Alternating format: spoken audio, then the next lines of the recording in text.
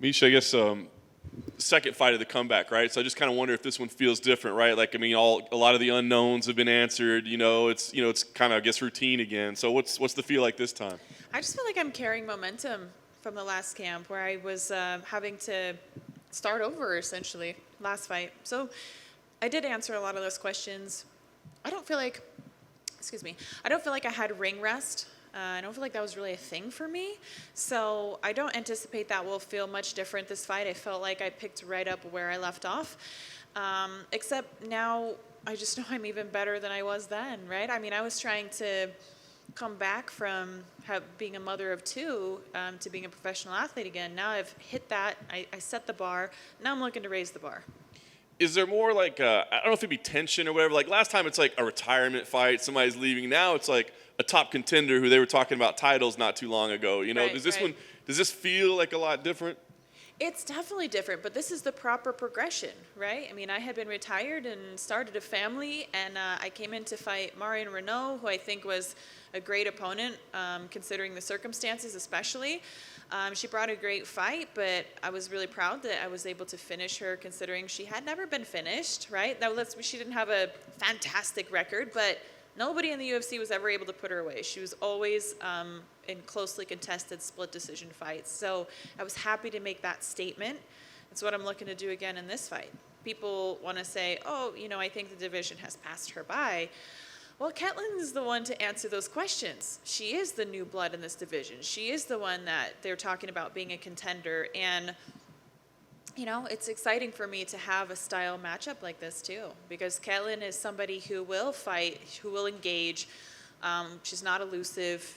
She'll stand right there in the middle with you and throw. And I like that. Everybody knows that. Like, I like that kind of a fight. It's my favorite because it brings out the very best in me when somebody's willing to engage with me. I mean, with the fight with Marion, I'm out there throwing these like nice straight 1-2s ready to land, and she's just looking to evade. That's not going to be the case with Ketlen. Yep. She's going to be trading with me. So I'm very excited for this fight. We know we had the rescheduling, of course, with COVID causing the delay. I guess how challenging was that? Have to, go through a sickness and then pick back up and change the timing of everything. How challenging has that been for you?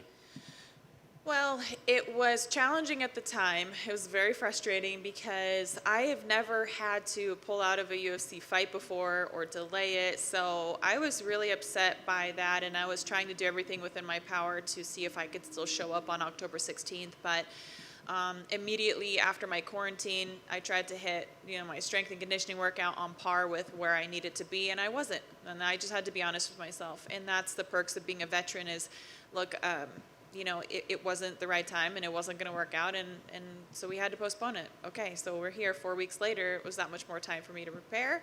And I feel great now. So trust that if I didn't, we wouldn't be having this fight. I feel like $1 million. I was going to ask, I guess, I don't know how much you'd be honest about it, but do you feel you're at 100% right now, or are there any kind of lasting effects? Oh, no, for sure. Because like I said, one thing that I've learned from chapter 1 to chapter 2 is that I have to do what is right and best for me.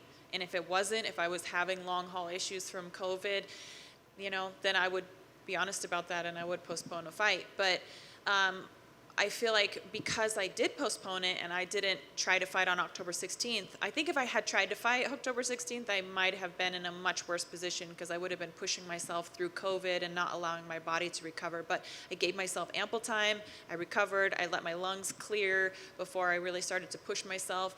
And that was definitely the smartest decision. Nice. You mentioned a lot about Ketlen's style. I'm just curious about what you think. Obviously, you've been an analyst in recent years. She's been somebody that was on the cusp of a title shot, but she's had a couple setbacks. So Yep. when you talk about the proper progression, where do you see her? Do you see her as an elite level fighter? I think Ketlen is an elite level fighter, of course. She's ranked in the top 10 in the division. Lately, you're right. We saw her lose to Irene, right? She was upset then, almost a contender at that point. I think if she had won that, she would have been fighting for the belt next. Then she got a win over Sijara Eubanks. It was a good win, but Sijara is a 125er in my opinion, so I don't consider it the most credible win. And then she had a loss to Yana Kunitskaya, and that's kind of what I'm looking at her last 3 fights. She's well-rounded. She can do it all. She spends a good amount of time every fight on the feet.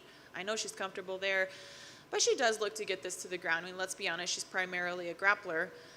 But when I look at her grappling anyways, I can't say that I've really seen anything that was like, oh, wow, she's slick, she's really good. You know, yeah, I mean, she's a good fighter, but I honestly think that I'm better on the ground, and I think that my wrestling is going to be plenty sharp enough to deal with any of her judo. You know, fights don't have to be perfect, they just have to be won, you know what I mean? And that's what I'm going to do. So I expect a fight, I expect a war. I don't expect to win every second of this fight, but I do expect to get a finish, and I think I'm going to surprise a lot of people in my striking as I continue to evolve there.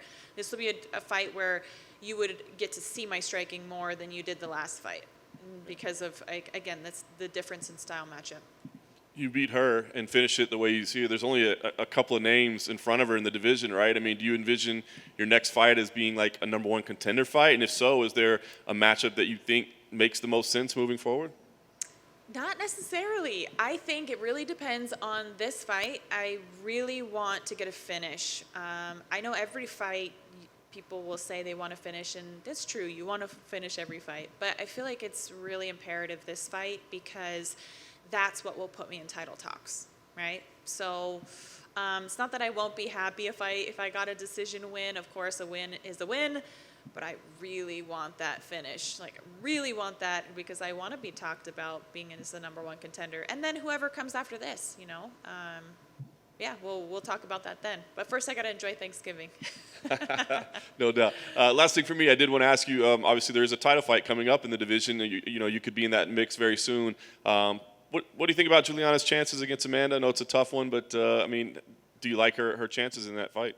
Yeah, of course I do. You know, Amanda's a tough one for anybody. I mean, she is the Mount Everest of the division. She's the one that's everyone's like, can I do it? But I think if anybody can do it in the division right now, it's Julie. She definitely has the best case. I've trained with her. She is so tough. She's stupid tough.